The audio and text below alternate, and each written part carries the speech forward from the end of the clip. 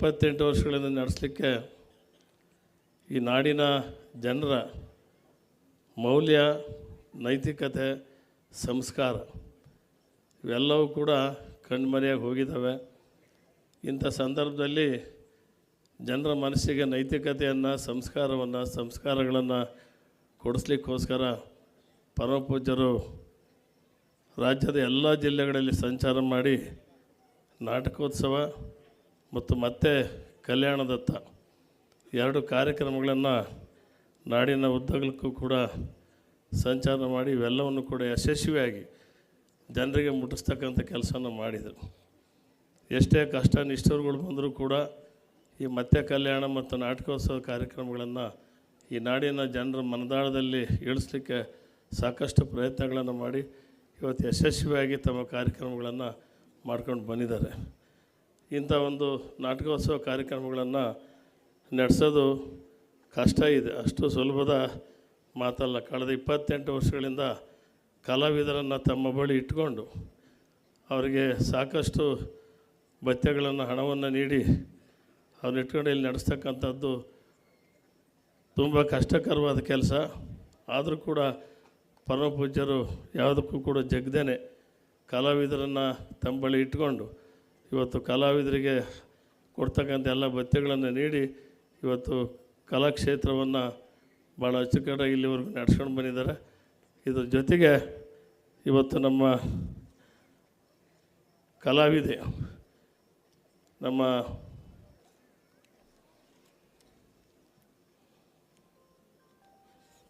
ಉಮಾಶ್ರೀ ಅವರನ್ನು ಇವತ್ತು ಡಾಕ್ಟರ್ ಶಿವಕುಮಾರ್ ಪ್ರಶಸ್ತಿಯನ್ನು ನೀಡೋದ್ರ ಮೂಲಕ ಅವರಿಗೆ ಸನ್ಮಾನಿಸಿ ಗೌರವಿಸ್ತಕ್ಕಂಥ ಕೆಲಸವನ್ನು ಶ್ರೀಮಠ ಇವತ್ತು ಮಾಡಿದೆ.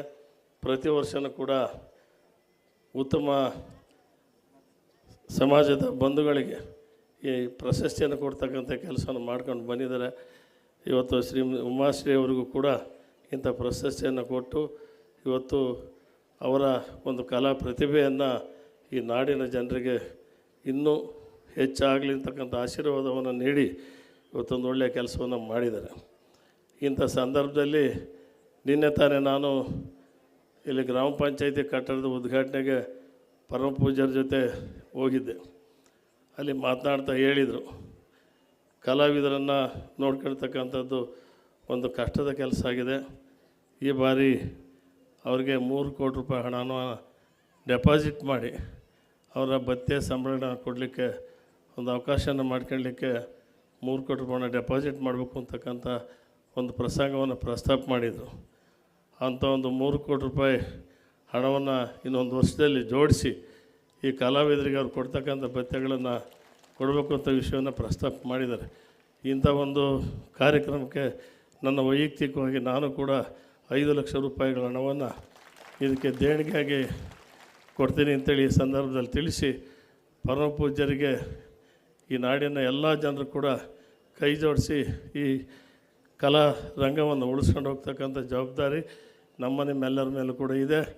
ಅವರು ಎಲ್ಲಿವರೆಗೆ ಈ ನಾಟಕೋತ್ಸವ ಕಾರ್ಯಕ್ರಮಗಳನ್ನು ಕಲಾವಿದರನ್ನು ಇಟ್ಕೊಂಡು ಈ ಪ್ರದರ್ಶನಗಳನ್ನು ನಾಡಿನ ಜನರಿಗೆ ನೈತಿಕತೆ ಮತ್ತು ಮೌಲ್ಯ ಸಂಸ್ಕಾರಗಳನ್ನು ಕೊಡಲಿಕ್ಕೆ ಹೋರಾಟ ಮಾಡ್ತಾರೆ, ಅಲ್ಲಿವರೆಗೂ ನಮ್ಮ ನಾಡಿನ ಜನ ಮನದಾಳದಲ್ಲಿ ಅವ್ರು ಹೇಳ್ತಕ್ಕಂಥ ಎಲ್ಲ ಕಾರ್ಯಕ್ರಮಗಳನ್ನು ಇಟ್ಕೊಂಡು ಈ ನಾಡಿನ ಜನರ ಬದುಕಿಗೆ ಒಂದು ಸಾರ್ಥಕತೆ ಸಿಗಲಿ ಅಂತೇಳಿ ಈ ಸಂದರ್ಭದಲ್ಲಿ ನಾನಾದರೂ ಕೂಡ ಬಯಸಿ ಮತ್ತು ನಮ್ಮನ್ನು ಕೂಡ ಇಲ್ಲಿ ಬರಮಾಡಿಕೊಂಡು 2 ಮಾತಾಡಲಿಕ್ಕೆ ಅವಕಾಶ ಕೊಟ್ಟಂಥ ಪರಮಪೂಜ್ಯರಿಗೆ ತಮ್ಮೆಲ್ಲ ಕೂಡ ಧನ್ಯವಾದಗಳನ್ನ ಹೇಳಿ ನಾನು ಮಾತು ಮುಗಿಸ್ತೇನೆ.